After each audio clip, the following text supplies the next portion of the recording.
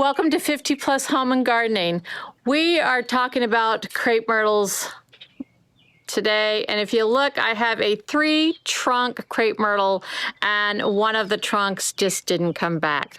So 6 to 9 is the zone. I'm in 7. You'd think it would be right in the middle and that I could grow this, but it's just not.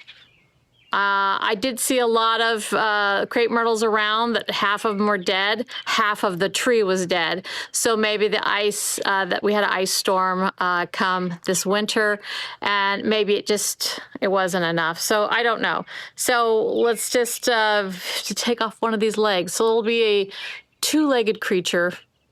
Let's see how, what's a 2-legged creature? We're gonna have to see how it works. All right, let's get to it. I got a bunch of new plants from Florida Foliage. And you can see how they came. These are 10 crepe myrtles. Tuscarora, the same that I have all over, kind of a peachy pink color. They don't look too good, but if they grow well, I'll try to get them in the ground.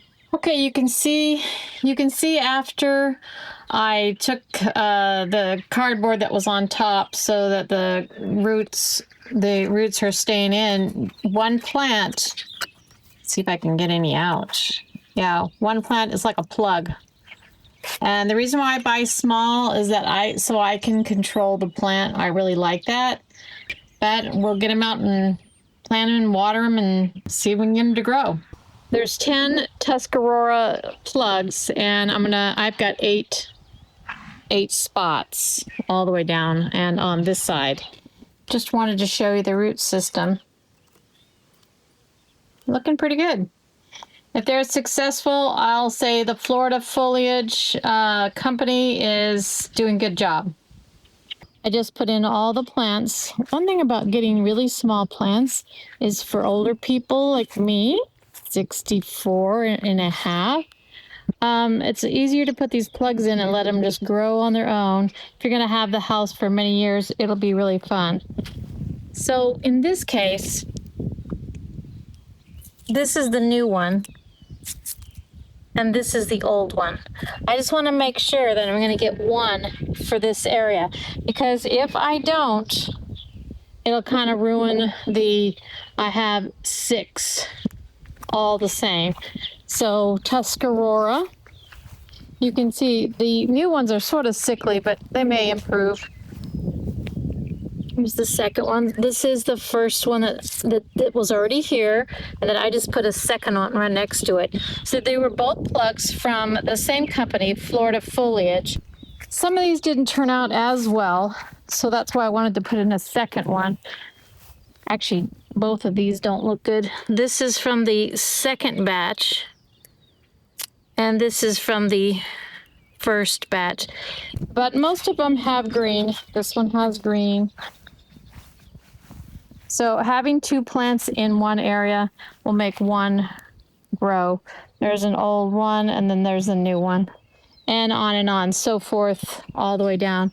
I know they're very small, but they're gonna get big. And over here on this side, you're gonna have, let's see, 1, 2, and then you have this big one. This is what it looks like. This is 3 years old, and it's just now coming out. So I'll have a row here, and then that one and that one, and they're all the same. So they each have 2. Down here, I put 3. So there were 10, and I only had 8 plants, so I put a double in here because the plant that was in there was dead. All right, first we're going to just lop off some of these little ones. So we're going to lop off this one and this one, just because they're dead. They just didn't come back. So crepe myrtles, they like their pruning, but I guess this is going to be an extreme year.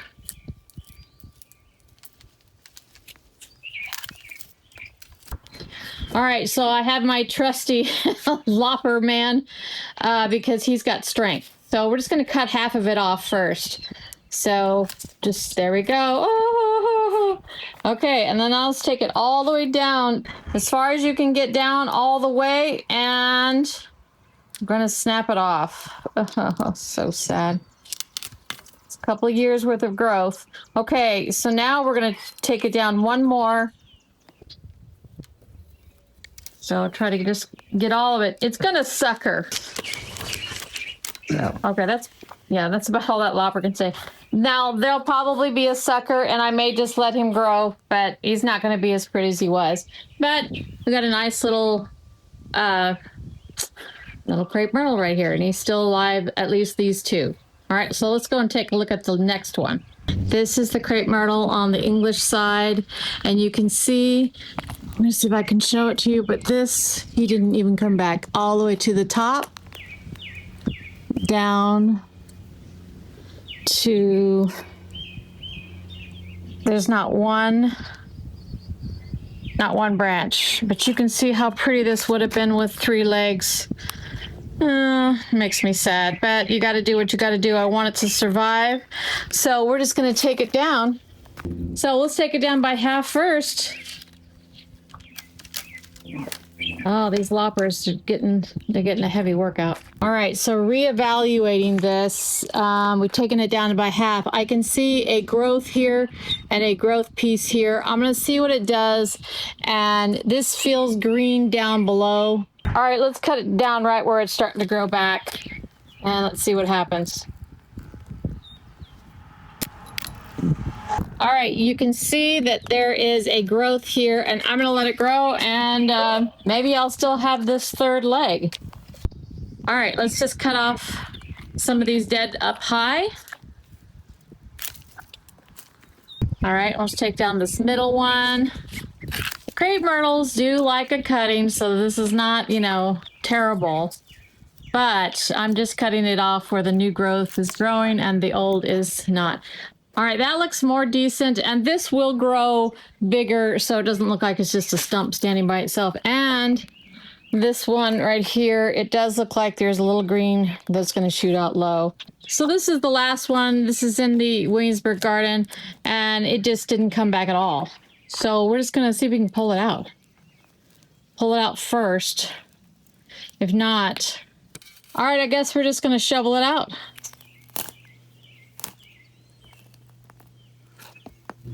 He looks like he's rooted in, but it's so sad. I haven't seen a crepe myrtle in my life of 40 years die, but I've never lived in a zone 7 either, so 7A. So it's almost zone 6. And yeah, it sounds like it's got some good root system, but it just didn't work out.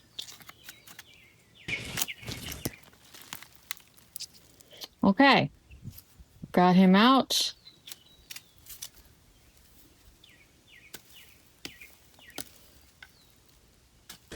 All right, from here, Williamsburg, we're going to the pump garden, and I'm going to get this red false peach tree. A friend of mine, Nancy, gave this to me, and I like it, but it's going to compete with this after a while. So let's just put it in place of that crepe myrtle.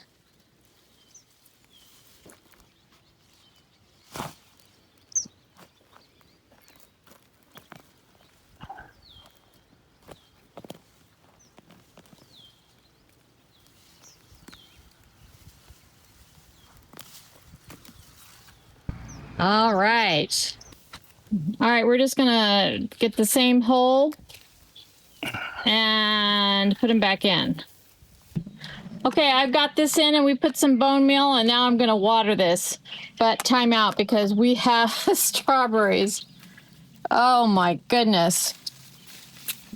We love digging through the strawberries, and it's of course convenient. You don't have to bend down too much. Ah, there's a pile so far. Okay, looks like we found some. Oh, not quite.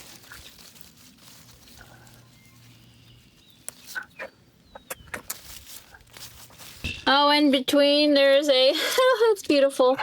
Nice radish. Okay, there's some more sneaky strawberries. Ooh, look at those radishes too. Look at those. And more strawberries.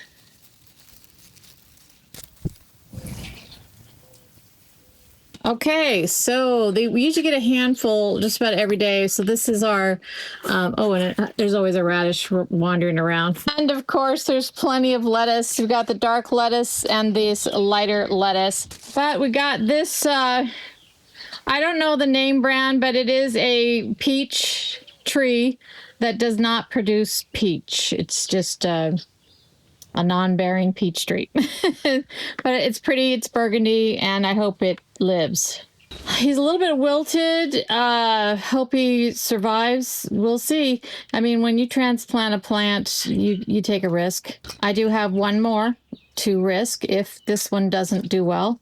And we'll see if it works. But Jeffrey says he likes the red wine color in the garden. So a little bit of red, a little bit of blue. We got a little yellow, and of course, green. So keep moving, keep gardening, and stay creative. And I'll see you next time.